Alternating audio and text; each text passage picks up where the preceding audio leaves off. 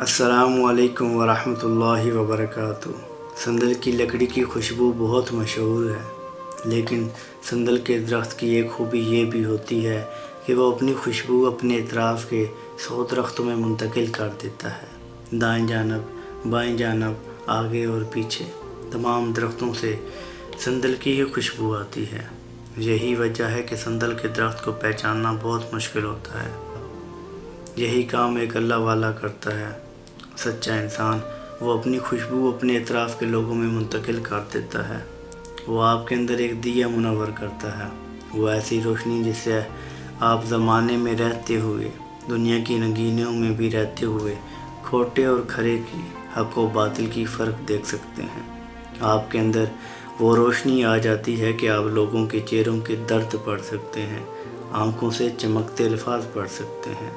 یہ اللہ والے لوگ ہوتے ہیں اور یہ بہت نایاب ہیں، سندل کی درخت کی طرح۔ اگر آپ کو زندگی میں ملیں تو ان کی حفاظت کرنا، کیونکہ یہ بہت مشکل سے ملتے ہیں۔ میں نے اسکرین پہ جو تصویریں دو لگائی ہیں، یہ میرے لیے اسی سندل کے درخت کی مانند ہیں، اور ان کے نام اسد ثناء اللہ صاحب اور دوسرے بھائی اسد نواز صاحب ہیں۔ اسد ثناء اللہ صاحب سیالکوٹ میں مشہور مختلف سوشل میڈیا پر، دور حاضر پر اور دین کے حوالے سے حکایات اور دیگر اچھے اور سبق آمیز کنٹینٹ کے لیے مشہور ہیں، جو انسانیت کا درد رکھتے ہیں، اور اللہ نے ان کی زبان میں ایسی تاثیر رکھی ہے کہ بندے کو گرویدہ کر لیتے ہیں۔ اللہ ہماری زبانوں میں بھی ایسی تاثیر پیدا کرے، آمین۔ اور دوسرے بھائی حافظ اسد نواز فیصل آباد سے ہیں۔ سوشل میڈیا سے کوئی خاص منسلک نہیں ہے، اس لیے وہ اپنے ارد گرد، اہل خانہ اور اپنے گاؤں میں لوگوں کی خدمت، دین کے حوالے سے، دنیاوی حوالے سے لوگوں کی اچھی تربیت کر رہے ہیں۔ میں بڑا خوش نصیب ہوں، میں نے جن سے محبت کی، اللہ نے مجھے دونوں شخصیت کا پیروکار بنایا ہے۔ اور سوشل میڈیا کے حوالے سے بات کروں تو میرے پاس اپنا ذاتی کوئی علم نہیں ہے۔ میں اپنے استاد محترم اسد ثناء اللہ صاحب کے کانٹینٹ کاپی کرتا ہوں اور وہی الفاظ آپ کی خدمت میں پیش کرتا ہوں۔ اپنے اسی کی روشنی پھیلانے کی چھوٹی سی کوشش ہے۔ اللہ مجھے استقامت عطا فرمائے، آمین۔ یہ دونوں بھائی میرے دل کے بہت قریب ہیں اور ان کی آواز سننے کے لیے میں بےتاب رہتا ہوں۔ انہوں نے مجھے زندگی میں کھوٹے اور کھرے کی پہچان سکھائی۔ انہوں نے مجھے بتایا کہ لوگوں سے لین دین کیسے کرنا ہے۔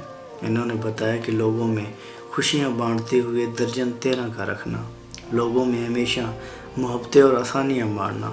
کبھی دوسرے درجے کی بات مجھے نہیں سکھائی۔ میں نے ان سے زندگی میں ایک ایسا ٹریک سیکھا ہے، وہ جو ادب کا زاویہ، وہ جو ادب کا پہلو ہے، مجھے انہوں نے سکھایا۔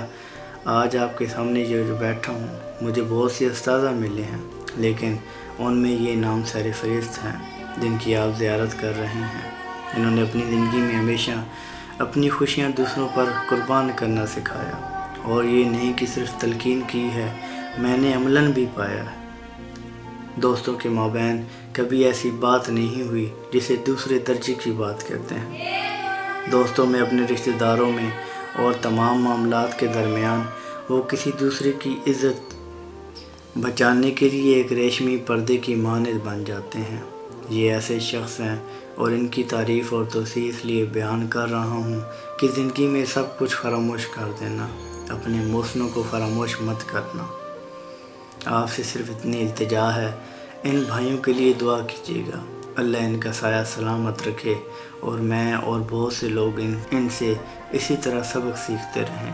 اور آپ کی زندگی میں جو ایسے لوگ ہیں، ان کی قدر کیجیے۔ یہ الگ بات کہ خاموش کھڑے رہتے ہیں، جو لوگ بڑے ہیں وہ بڑے رہتے ہیں، اور ایسے درویشوں سے ملتا ہے ہمارا شجر نسب، جن کے قدموں میں کہیں تاج پڑے رہتے ہیں۔ اللہ ان کا سایہ سلامت رکھے اور عمر خضر عطا فرمائے۔ سلام پہنچے۔